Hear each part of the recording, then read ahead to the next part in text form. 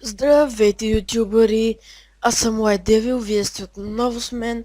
В днешния ми клип аз ще ви покажа как да се скриете иконите. Надявам се, някой е искал да се скрие някак иконите. Затова аз ще ви покажа как.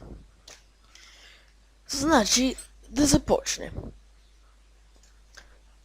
Давате десен бутон, изглед и давате на покажи иконите на работния плод.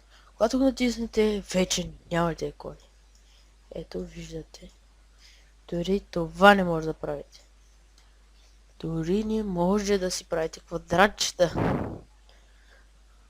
Когато го натиснете отново, вече ги имате и може да си правите квадратчета, правоъгълнчета, линейки, всяки други глупости. Чакай си стрим кошчето. И така, благодаря ви, че бяхте с мен. До скоро! Аз бях White Devil.